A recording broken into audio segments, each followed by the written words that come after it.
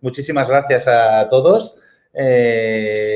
Gracias por la invitación y el detalle de pensar en nosotros para explicar algo que nosotros venimos haciendo desde siempre y que lo que me gustaría, antes que nada, es comentar que es nuestra manera de hacer. Obviamente, hay muchas maneras de entender la arquitectura, muchas maneras de entender la innovación y yo lo que vengo a explicarles hoy, tras esta amable invitación, es el modelo o cómo entendemos la innovación en PMT, en nuestra empresa, ¿no? En nuestro despacho de arquitectura. Antes que nada, quería hacerles un repaso de 2 minutos muy rápido por qué es PMT. PMT es una empresa de arquitectura, tenemos oficinas en Madrid y Barcelona, tenemos más o menos 45 arquitectos trabajando con nosotros, 25 años de experiencia en el sector de la edificación, sobre todo en el sector sanitario, y tenemos proyectos tanto en Sudamérica como en África como en Europa, ¿no? Desarrollamos nuestra profesión o nuestra empresa tiene 4 grandes paquetes. Uno sería la arquitectura propiamente, o sea, lo que son los proyectos. Aquí os enseño muy rápidamente unas imágenes para que tengáis la idea de qué cosas hacemos. Esto sería el Hospital de Puyo, este es un hospital en Angola, este es un hospital en Ecuador, en Manta, una clínica de 40.000 metros que estamos haciendo aquí en España, en Cataluña.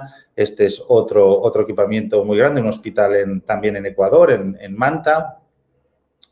Otro equipamiento institucional aquí en España. Bueno, más hospitales. Esta es una residencia, es una nueva tipología que se está probando aquí en España entre hospital y residencia, que es un edificio que está sobre un edificio catalogado, como se puede ver. También obras de pequeña factura. Esto es una vivienda o viviendas plurifamiliares y bueno, otras cosas. Un poco simplemente para que tengan la idea de por dónde nos movemos. A nivel de consultoría, trabajamos, como ya verán, tiene que ver con toda la innovación que hacemos en temas de accesibilidad universal, de espacio saludable, de planes funcionales, planes directores. Somos docentes también, damos conferencias y tenemos un máster de arquitectura sanitaria.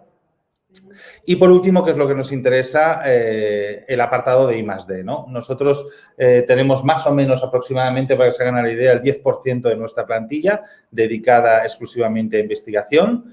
A día de hoy, que ya llevamos casi 10 años en pleno modelo de I+D, hemos realizado unos 15 proyectos de investigación, algunos de los cuales han derivado a patentes, ¿no? Y colaboramos tanto con ONGs como con empresas privadas que vienen a buscarnos para que les ayudemos en procesos también de desarrollo de innovación, ¿vale?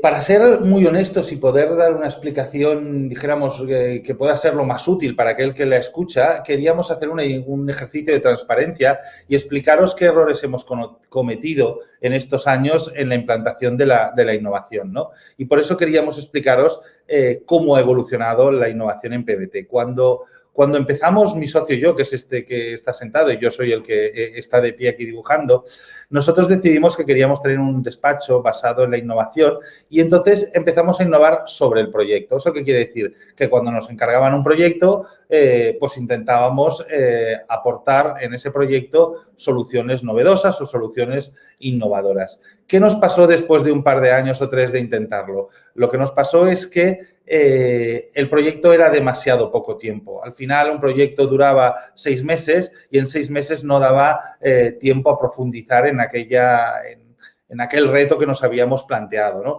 Además, teníamos un cierto complejo de estar utilizando al cliente como conejillo de indias en algo que era una inquietud nuestra y quizás no suya, ¿no? Y luego, por otro lado, y más importante, que si ese camino que estaba cogiendo el proyecto no le interesaba al cliente, pues la innovación quedaba parada, ¿no? Y entonces nos dimos cuenta de que mirando, porque al final nosotros lo que hicimos fue copiar, en este punto dijimos, bueno, pero entonces, ¿cómo se innova? Si no es sobre el proyecto, como hemos hecho siempre los arquitectos, ¿cómo se innova? Y entonces buscamos la información que teníamos a mano, ¿no? En la red y empezamos a ver cómo innovaban empresas como pues, Google, Apple, HP, Amazon, dijéramos las matrices Silicon Valley, y luego empresas también muy innovadoras en España, pues como el Bulli, que es un cocinero, etcétera, ¿no? Y empezamos a estudiar cómo innovaban ellos y nos dimos cuenta de que el modelo de innovación por proyectos era muy parecido en todas las empresas y que tenían unos puntos comunes, aunque luego unos generaran software, otros generaran hardware y otros simplemente cocinaran, ¿no? Y entonces empezamos a implantar esos modelos, ¿no? Que derivaron en que la innovación salió de los proyectos para convertirse en proyectos de innovación. Es decir, nosotros lo que hacemos es elegir el proyecto que queremos hacer, dedicamos un personal específico y desarrollamos ese proyecto con los recursos que creamos que debe tener el proyecto. Hay proyectos de innovación que han tenido pues una duración de 3 años y han tenido unos recursos pues de 2 o 3 investigadores dedicados exclusivamente a ese proyecto, y eso nos quitaba frente al modelo anterior muchos problemas. Nos generaba un problema que era la inversión en innovación, pero por la contra no teníamos el complejo de estar utilizando al cliente como conejillo de indias, el proyecto de innovación iba enfocado a aquello que nosotros realmente queríamos investigar, lo podíamos parar en cualquier momento o prolongar hasta el momento que quisiéramos y, por tanto, eso empezó a dar resultados. Durante varios años, 5 o 6, trabajamos así. Y luego quisimos dar un paso más y entonces hicimos una serie de consultorías con expertos en innovación y nos dijeron que nos faltaba un paso por dar, que habíamos recorrido el camino, pero que no habíamos acabado el camino. Y el camino era que nos faltaba el último paso, que teníamos que ser una empresa innovadora. Es decir, no bastaba con tener proyectos de innovación. Para ser una empresa que innova, tienes que ser una empresa innovadora. ¿Y eso qué implicaba? Pues implicaba que no solo hay que hacer procesos de innovación en el área técnica, sino que la empresa tiene que ser innovadora en sus recursos humanos, tiene que ser innovadora en la manera de contratar, en la manera de proyectar, en la manera de implicar al equipo. O sea, en todos los ámbitos de la empresa tiene que haber esa visión de la innovación, no solamente en un departamento, porque si no nos pasaba que al final teníamos una empresa muy convencional, con un sistema muy clásico y de repente 5 personas que iban con gorra, pantalones cortos y patinete por el despacho, que eran como el grupo de los que están innovando, ¿no? Y eso no era un concepto de empresa innovadora. Y fue el último tramo de estos últimos 5 años donde también hemos intentado incluir en el modelo a la propia empresa, ¿no? Y, por tanto, ¿qué es la innovación en PMT a día de hoy, ¿no? A día de hoy, nuestra innovación se basa en 3 pilares principales, ¿no? Los proyectos de investigación, la inteligencia colectiva y el comité de innovación, ¿vale? ¿Qué significa? Os explicaré estos 3, dijéramos, departamentos, estos 3 conceptos que son los que nos permiten o nos han permitido durante estos años desarrollar la innovación en PMT, ¿no? ¿Qué es un proyecto de investigación? Un proyecto de investigación es una búsqueda que hacemos de dar respuesta a una pregunta importante. Quiero decir, Steve Jobs decía que lo más importante en un proyecto, en una innovación, no es la respuesta, sino es la pregunta, ¿vale? Y, por tanto, es muy importante preguntarse qué es lo que quieres conseguir. La innovación, y esto lo aprendimos también con el tiempo, se mide por el impacto. Es decir, hay que tener también una cosa clara. Una cosa es investigar, que es poner dinero para generar ideas, que eso es una parte del proceso, y luego, para que se considere que un proyecto de investigación se ha convertido en una innovación, tiene que monetarizarse. Es decir, tiene que alguien en el mercado querer comprar aquella investigación que has hecho. Es decir, que aquello que tú has investigado, aquello que te has descubierto, tiene un valor para la sociedad y, por tanto, la sociedad lo compra. En el momento que pasa eso, eso se le llama una innovación. ¿El impacto de la innovación qué es? Pues a cuánta gente va a cambiar la vida aquello que tú vas a ofrecer, ¿vale?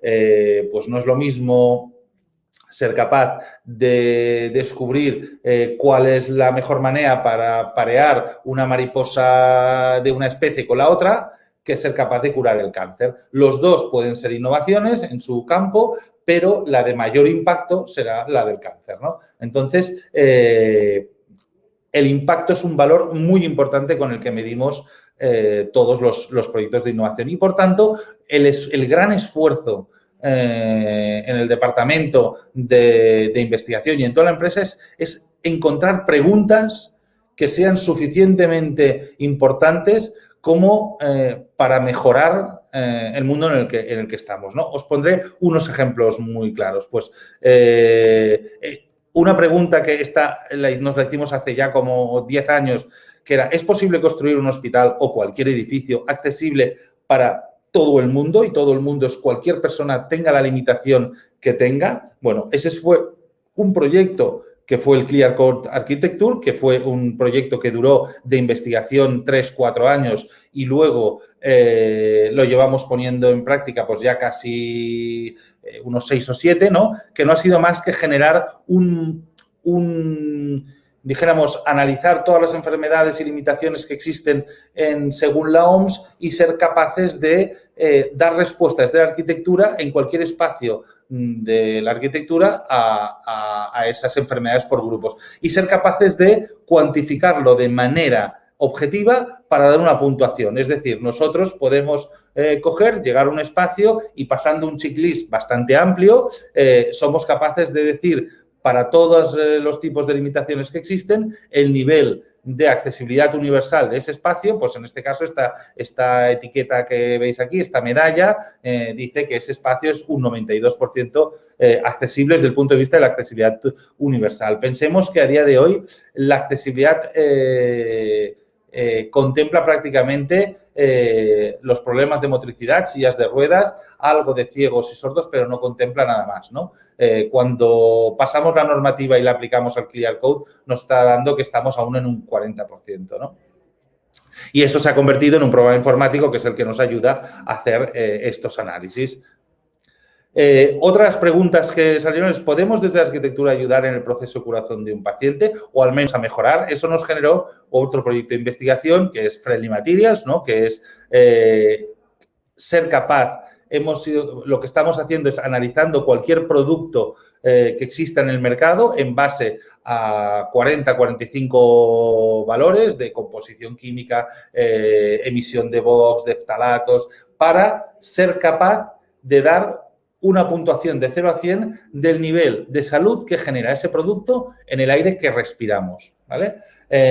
Y eso, que también ha sido un proyecto de I+D de casi 3 años, se convierte en unas medallas que se da a los productos para que todos sepamos cuál es el nivel de salud si los colocamos en nuestros edificios. Y eso nos permite además, como veis aquí, dar ser capaces de auditar un espacio. Todo esto lo tenemos en abierto en una página web que se llama Friendly Materials, donde cualquiera de ustedes puede consultar el nivel de salud de los materiales. Lo que hemos intentado es traducir de la industria a un lenguaje más coloquial aquellos valores que afectan a la salud de los materiales que utilizamos en la construcción, ¿no?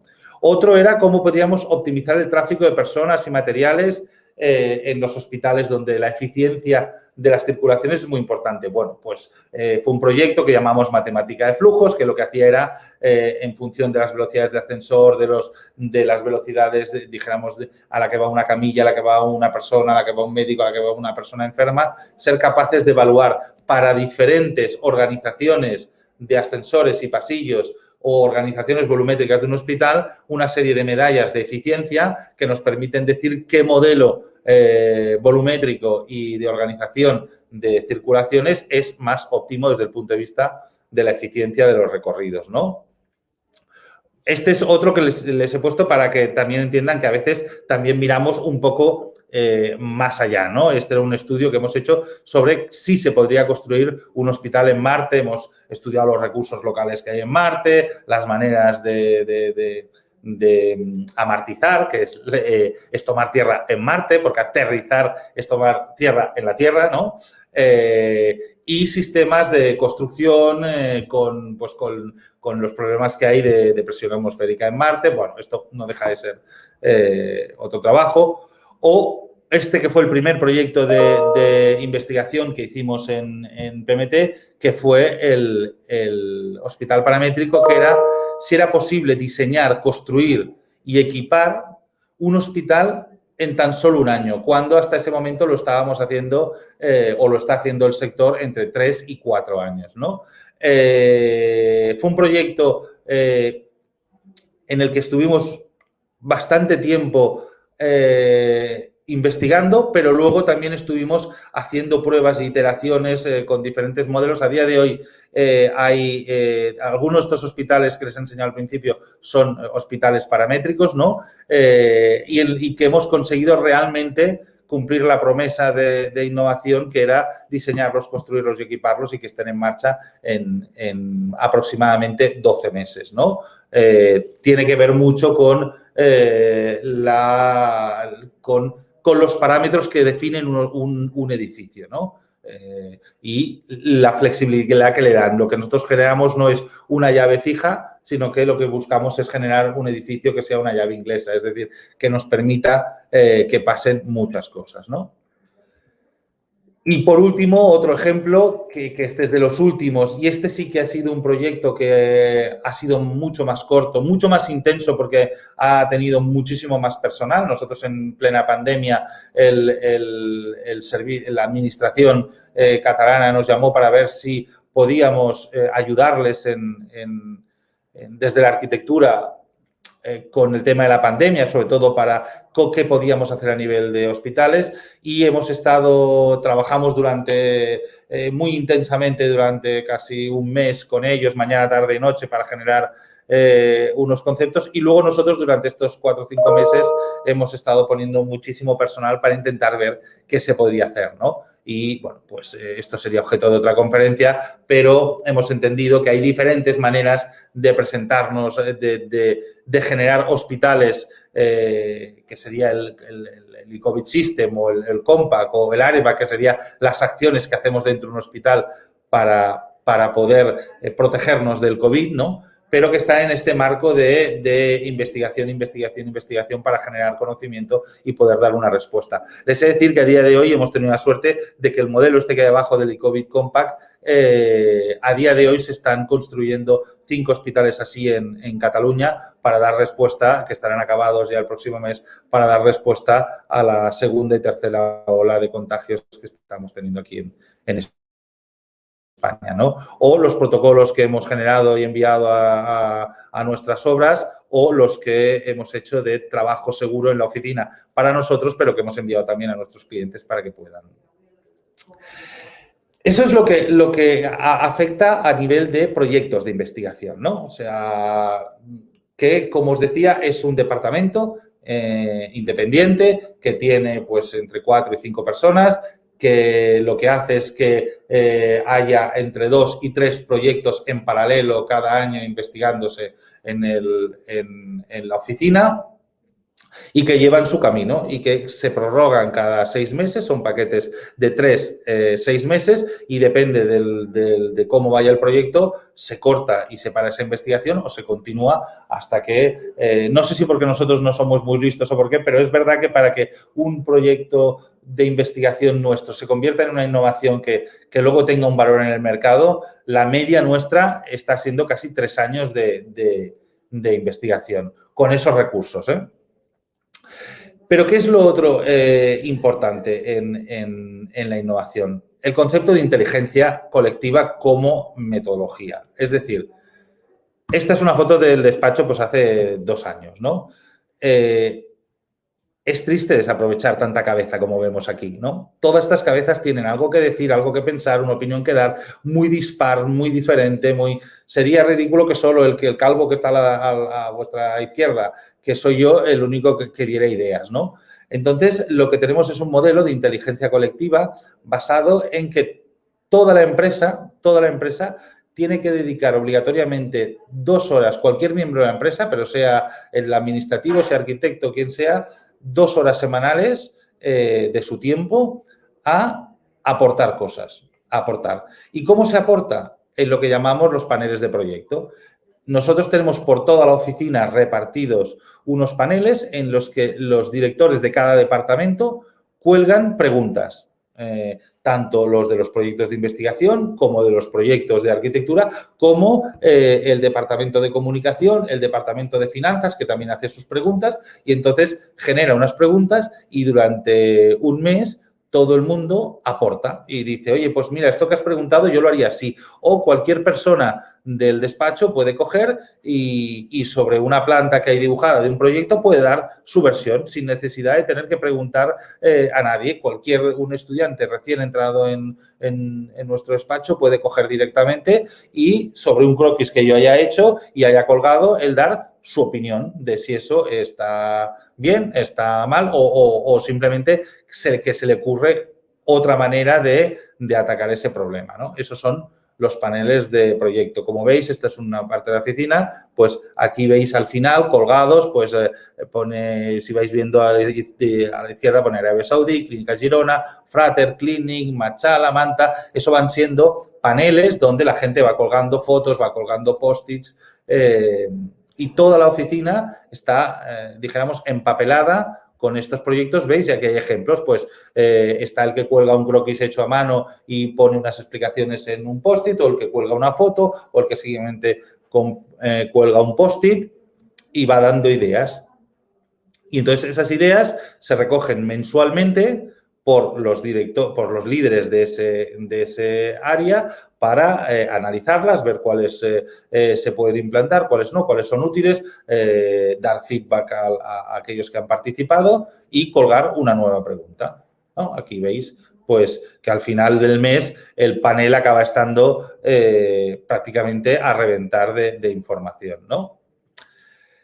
Luego tenemos otro lugar en el que pretendemos que esta inteligencia colectiva florezca, ¿no? Y sea de utilidad y todo el mundo participe, que es el espacio Forward Thinking, que llamamos, que no es más que el lugar donde podemos hacer sesiones de formación, pero también es el lugar donde comemos, donde jugamos porque tenemos un futbolín y donde hay este gran panel que veis aquí que tiene varias áreas, que una es, ya veréis que una es la pregunta del mes, sería este área, ¿no? Donde en ese panel hay colgadas cosas que ya no colocan los directores de equipo, sino que las cuelga el director el responsable del comité de innovación, que es otra de las piezas fundamentales en la innovación, el comité de innovación. Entonces, en este primer panel lo que hay es la pregunta del mes. ¿Eso qué es? Pues que el departamento, el comité de innovación, que es un comité multidisciplinar de gente que acaba de entrar, gente que lleva muchos años, de diferentes edades, de diferentes departamentos, pero eso ya os lo explicaré luego exactamente cómo es el comité de innovación. Lo que hace este comité es generar una pregunta, que es la pregunta del mes. Y pues aquí la pregunta era ¿qué debería incluir el punto mínimo de salud, ¿no? Y todo lo que veis colgado son respuestas que ha dado el despacho a lo que considera sobre esa pregunta. Por lo tanto, la empresa puede preguntar cosas muy puntuales, ¿vale? Lo veis aquí arriba, la pregunta del mes o el question of the month. Luego tenemos otra cosa que es muy importante, que es la mejora del mes. Con esto que os decía antes de que la empresa innovadora no solo atiende a la parte técnica, sino que atiende a todo el ecosistema de manera holística, ¿no? En el panel, en los paneles, como os decía, todos los departamentos hacen preguntas y, por tanto, se da respuesta de manera colectiva a todos los departamentos. Y luego hay otro apartado que es este, que es la mejora del mes, que es un lugar donde todos los empleados proponen mejoras de procesos. Pues Por ejemplo, es mejor tener dos impresoras, una con papel normal y una con papel reciclado, porque al final lo más caro es la tinta y estamos tirando mucho papel porque si tenemos una sola impresora nos equivocamos y cuando quieres imprimir limpio, imprimes en sucio y al revés. Bueno, pues eso es alguien que cree que está bien, hace la propuesta, estima cuál va a ser la mejora, la cuantifica económicamente, eso llega a dirección y si esa mejora creemos que es una buena solución, se implementa. ¿Eso qué permite? Pues permite que se solucionen cosas que desde dirección son imposibles. Pues yo a lo mejor no imprimo tanto como para darme cuenta que hay un problema con las impresoras, ¿no? Pero en cambio, el que sí que está imprimiendo sí que es capaz de darse cuenta que ahí hay una posible mejora, ¿no? Y la otra cosa que es muy importante en la inteligencia colectiva es, y en el modelo de innovación es el entorno. Esta es la planta del despacho nuestro, dijéramos, del de Barcelona, son más o menos unos 500 metros. Y para que os fijéis, las zonas blancas es el open space donde estamos todos. No hay despachos ni de responsables, ni de socios, ni de fundadores, ni nada. Todos trabajamos en el mismo espacio. Nos vamos cambiando de mesas en función de los programas que necesitamos o las actividades que estamos haciendo. Y luego todo esto que veis en colores son diferentes áreas para generar diferentes momentos en el trabajo, ¿no?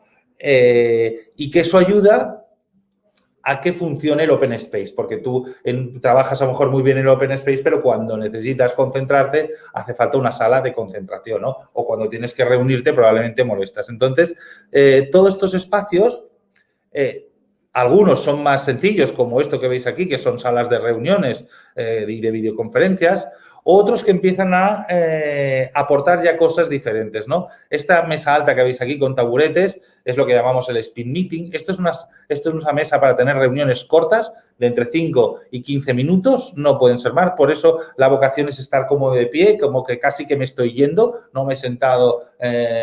Y todo esto son cosas que, para ser honestos, no las hemos inventado nosotros, obviamente. Después de buscar mucho y darle muchas vueltas e informarnos y llegar a nuestro conocimiento un montón de soluciones que hay en las empresas que se dedican principalmente a la innovación, nosotros hemos ido probando y probando, implantando cosas que nos han funcionado y cosas que no. Entonces, realmente la zona de speed meeting es una zona que nos es muy útil. Está también cerca de la puerta porque a veces hay una visita que viene y solo quiere decirte un par de cosas y está bien que esté cerca de la puerta, ¿no? Sería como este taburete más alto, ¿no? Tenemos en todas las salas de reuniones estos relojes de arena, que al final podrías tener un reloj, pero estos relojes son 5 y 15 minutos y entonces si tú quieres tener una reunión de 15 minutos, le das la vuelta y, bueno, puedes ir controlando. Es una manera de que alguien te esté recordando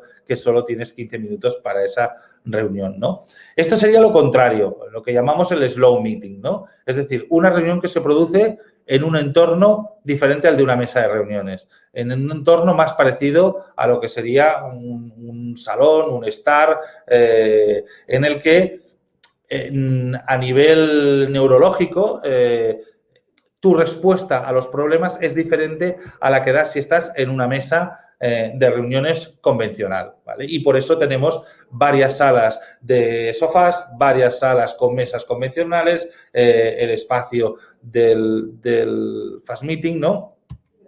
Y luego, obviamente, pues salas de reuniones normales al uso, ¿no? Sentadas de pie, todas dotadas pues con proyector y con paredes para pintar, pero que nos dan ese otro, digamos, esa otra manera de tener reuniones, ¿no? Fijaros que aquí podemos tener una misma reunión en 3 sitios diferentes, ¿no? De una manera más rápida o de una manera más sosegada o de una manera más convencional en una mesa. Y os puedo decir que todos estos años funciona. O sea, al principio fue un acto de fe.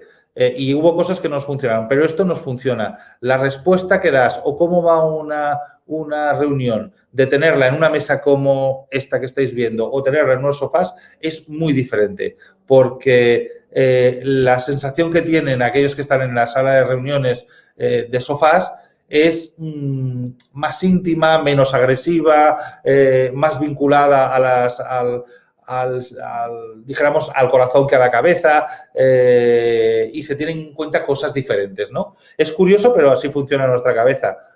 Hasta que no nos ha pasado no nos lo hemos creído, pero os puedo decir que por experiencia funciona, ¿no? Luego tenemos otras salas que son las que llamamos la Silent Room, que son habitaciones insonorizadas que lo único que permiten es trabajar. Aquí no se puede tener una reunión. Nadie puede entrar a preguntarte nada, nadie puede molestarte, porque son espacios donde tú necesitas una gran concentración. Y cuando te metes ahí es porque no te pueden estar interrumpiendo, ¿no? Y otro espacio que es el espacio de brainstorming, que es una sala en la que tenemos pues todos unos paneles correderos donde están cada uno de los investigadores, tiene una pizarra que no tiene que borrar cuando acaba la sesión, donde va colgando todos los resúmenes de sus investigaciones o simplemente tiene las sesiones con el resto del equipo, ¿no? Y que, bueno, pues unas salas que a nivel de mobiliario, aquí, por ejemplo, a nivel de anécdota, al principio las montamos como se veían vimos que la hacían en Google, que eran más con puffs, con cosas sentadas por el suelo. No nos funcionó porque nadie se sentaba en el suelo y si te sentabas ya no te levantabas. Luego lo hicimos, pusimos unas mesitas bajas y funcionó mejor, pero tampoco. Y al final, como está funcionando ahora perfectamente, es con mesas altas. De tal manera que tú, la acción de levantarte, estás mucho más activo, de levantarte, ir a la pizarra, dibujar algo y volver a la mesa, es mucho más ágil, ¿no? Bueno. Utilizamos, que está a nuestro alcance, pues tenemos una máquina 3D ahora bastante grande, que es esta que nos permite pues hacer muchas pruebas de muchas cosas. Y luego utilizamos también la oficina como banco de pruebas.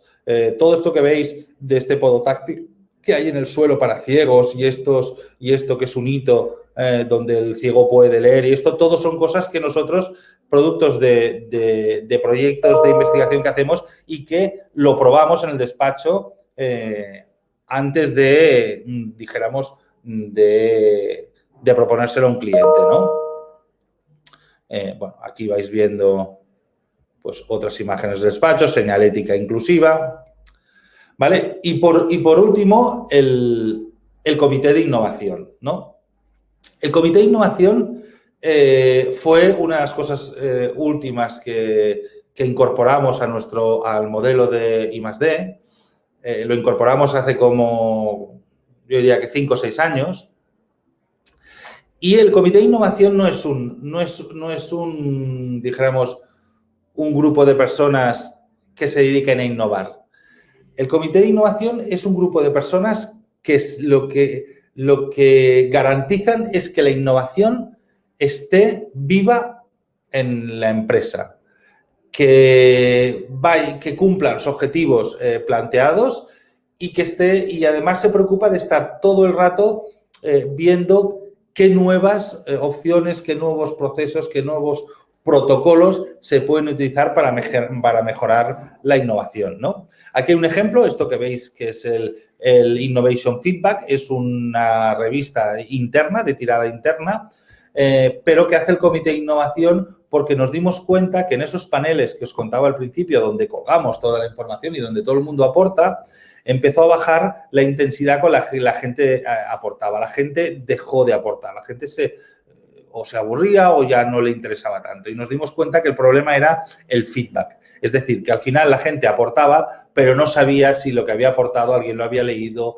no lo había leído, si estaba. Y entonces lo que generamos fue una revista, que es este Innovation Feedback, que cada mes, cuando se descuelgan los paneles y se ponen las siguientes preguntas, se edita, es muy sencilla, y lo que está diciendo es cuáles son las aportaciones, qué cantidad de aportaciones ha hecho cada miembro de la empresa, eso te da puntos y entonces hay una carrera, dijéramos, de el que más, hay unos premios del que más aporta, el que aporta ideas más interesantes, y se van explicando cosas y entonces todo el mundo tiene la sensación de que el esfuerzo que está haciendo por aportar en todos los departamentos de alguna manera es reconocido, ¿no? Bueno, estos son imágenes del despacho. Esto es lo que os decía de los paneles estos de innovación, de la sala esta de brainstorming, donde en cada uno de los paneles, dijéramos, cada investigador, cada líder de un proyecto de investigación tiene su proyecto colgado y lo utiliza y así no lo tiene que borrar porque realmente las pizarras que son de uso de proyecto tienen que borrarse y desborrarse cada día, ¿no? Y entonces el comité de innovación lo que se asegura es que todo esto esté activo. Hay una cosa muy importante y que es que la innovación no depende ni de la inspiración ni de la genialidad. La innovación no es un momento brillante. La innovación es un proceso, ¿vale? Son protocolos. O sea, cualquier empresa puede ser innovadora. No hace falta que tenga líderes o que tenga miembros muy innovadores en su plantilla. Y esto es algo que quizás es lo más importante de lo que os voy a explicar hoy, ¿no? Que es que realmente todos podemos tener una empresa innovadora o basada en la innovación, porque la innovación no se basa en el talento de una persona, se basa en la implantación de una serie de protocolos. Innovar es seguir unos protocolos. Pondré un ejemplo muy típico. La tarta Tatén, ¿no? Es un error, es una casualidad. Es una tarta que se cuece más de lo que toca y que cae, que se le da la vuelta y es una sorpresa. Bueno, sí, la tarta Tatén sale de eso, de un momento de error o de inspiración, pero ese momento no se repite. Si tú basas la innovación de tu empresa en que ocurran esos momentos casuales o esto, no van a ocurrir. ¿Qué es lo que hace un modelo de innovación? Y si nos vamos al mundo de la cocina, pues cómo lo hacía el Bulli. Lo que hace es coger y decir, o sea, resulta que un postre que ha quedado muy poco cocido o cocido excesivamente puede convertirse en otra cosa. Pues lo que haces en un proceso de innovación es decir, si esta es una posible tesis de investigación, lo que hago es coger los 50 postres que yo crea más representativos y los cojo y los hago todos haciendo una cocción del 10%, del 20%, del 30%, del 40%, del 50%, del 60%, del 70%, el 80% y luego del 110%, del 120%, del 130% y los voy probando todos. ¿Qué pasará? Pues que probablemente en esas 500 iteraciones, pues 499 tenga que escupir lo que he probado, ¿no? Porque esté malísimo. Pero probablemente haya uno o dos que me aporten un paso nuevo en una nueva visión de hacia dónde puedo ir, ¿no? Y eso es un protocolo. Eso es un protocolo. Y lo que se encarga el comité de innovación es que esos protocolos sean lo más actualizados, estén dando resultados, se cumplan, la gente dedique las horas que tiene que dedicar, con la intensidad que tienen que dedicar, que todas las ideas que llegan no se pierdan, no se olviden, no queden en un cajón, sino que lleguen a donde tienen que llegar. Y ese es el papel importantísimo de un comité de innovación, ¿no? Y un poco por acabar, porque me gustaría que también pudiera haber alguna pregunta. ¿Qué es para nosotros la arquitectura y también la innovación, ¿no? Cuando al principio de la presentación nos decía innovación versus creatividad, ¿vale? Realmente a veces se confunden estas dos palabras. Pero la creatividad es una cosa y la innovación es otra. Y ninguna está vinculada al mundo artístico. Es decir, puede haber economistas absolutamente creativos, ingenieros absolutamente creativos, médicos absolutamente creativos y arquitectos absolutamente creativos. Pero la creatividad para nosotros es la hermana pequeña de la innovación, ¿vale? La creatividad es un gran valor que aporta mucho, pero es más unipersonal, hay veces que está o que no está, pero para realmente cambiar el mundo, para realmente aportar cosas, necesitamos la innovación, ¿no? Y por eso nosotros creemos que los despachos de arquitectura y cualquier tipo de empresas deben apostar por la innovación y entender qué es la innovación, ¿no? A nosotros nos ha costado, y aún no la entendemos, nos ha costado 10 años de pasar por todos estos escenarios que os he ido diciendo, haciendo pruebas continuas. Casi cada 2 años cambiamos el modelo. Si esta conferencia os la hago de aquí 2 años, probablemente ya no utilizaremos los paneles estos que os decía, porque habremos quemado eso, porque el equipo estará cansado de eso, porque ya le habremos sacado el jugo. A lo mejor habrán cambiado 3 de los espacios en los que estamos, porque nos habremos dado cuenta de que alguien está haciendo las cosas de otra manera. Ahora está muy de moda y estamos haciendo alguna prueba piloto con que las mesas puedan ser elevables para que la gente pueda trabajar en un cierto momento sentado y en otro momento de pie. Esto es algo que aún no sabemos si funciona o no funciona, o si nos funcionará o no nos funcionará a nosotros, pero es algo que en el sector de innovación parece que está funcionando, ¿vale? Y lo que quería deciros es que al final esta visión tan pragmática de que la innovación tiene que ver simplemente con generar unos protocolos, seguir esos protocolos, que desde dirección se esté absolutamente convencido de que es un valor, que no es algo que se haga, depende del trabajo que tengas o no, que es una inversión a futuro, que es una rueda que cuesta mover, pero una vez que se mueve da resultados prácticamente siempre, ¿vale? Esa visión tan pragmática es la que nos lleva a nosotros también a entender la arquitectura, ¿no? Que es con lo que quería acabar hoy, ¿no? ¿Qué es para nosotros la arquitectura, ¿no? A nosotros en el colegio, en la universidad, nos enseñaron que la arquitectura era esto, ¿no? Era un lienzo en blanco donde nosotros teníamos que expresarnos, dar nuestra visión del mundo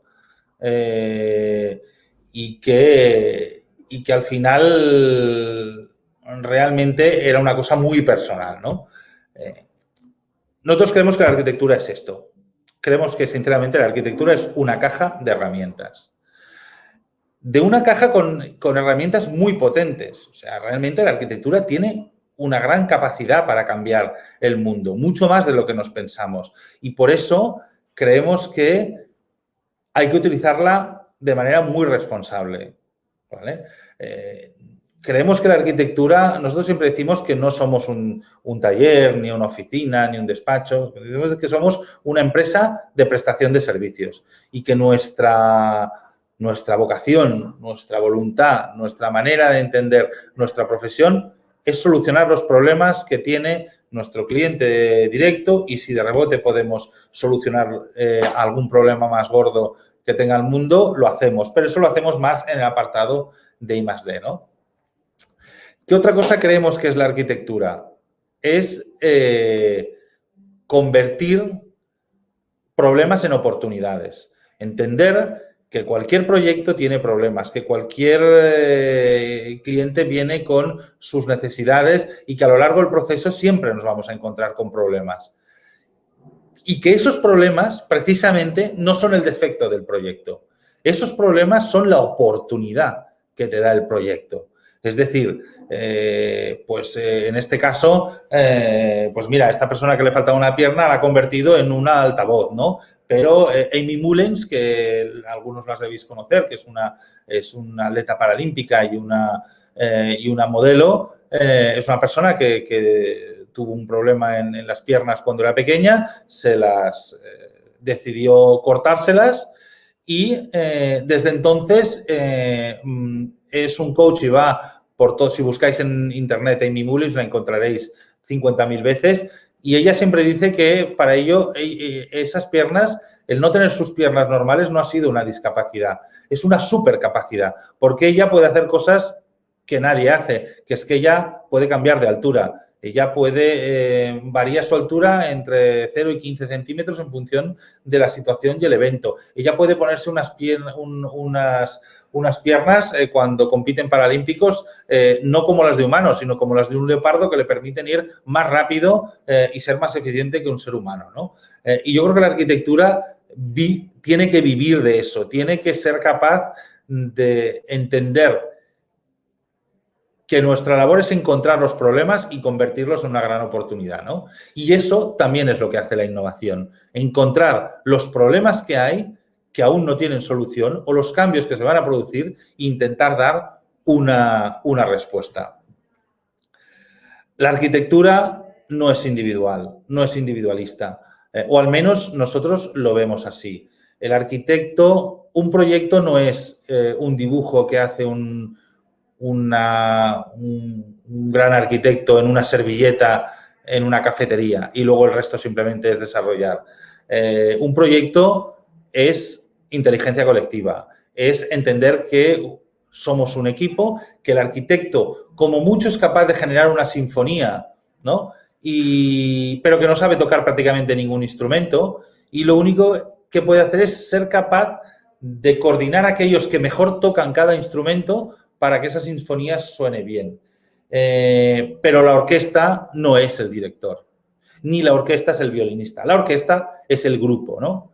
Y un gran director con una orquesta muy mala no hace nada y una orquesta muy mala con un gran director tampoco. Por tanto, la gestión del talento, la búsqueda del equipo, de puertas adentro y de puertas afuera, entender que el cliente es quien mejor nos va a explicar, mejor va a detectar sus problemas, que el industrial es el que más nos puede ayudar a resolver los procesos constructivos, que la constructora no es el enemigo, sino que es quien va a tener que construir aquello que tú estás definiendo y quien probablemente tiene más experiencia, ¿no?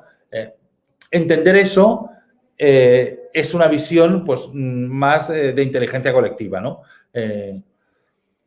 También creemos que la arquitectura no es escala. La arquitectura puede estar en un edificio como los que habéis visto al principio, de 60.000 metros cuadrados, como en esta pequeña, esto que veis aquí es una manecilla para abrir puertas que diseñamos que es accesible universalmente, que la puede abrir cualquier persona, que permite tener braille y que además lleva una sustancia que es antivírica y que en este caso mata el COVID, ¿no? Y por tanto, cuando tú coges esa maneta, si dejas allí COVID, se muere, ¿no? Pero al final el diseño y la arquitectura y los grandes problemas no tienen por qué pertenecer a grandes proyectos. Puedes hacerlo con proyectos muy pequeños, ¿no? Y por último, entender, o como nosotros entendemos, que a veces hay dos tipos de arquitectura, ¿no? Y la representamos con estas dos cosas, ¿no? Uno es el jarrón Ming, ¿no? Que al final es una vasija cerámica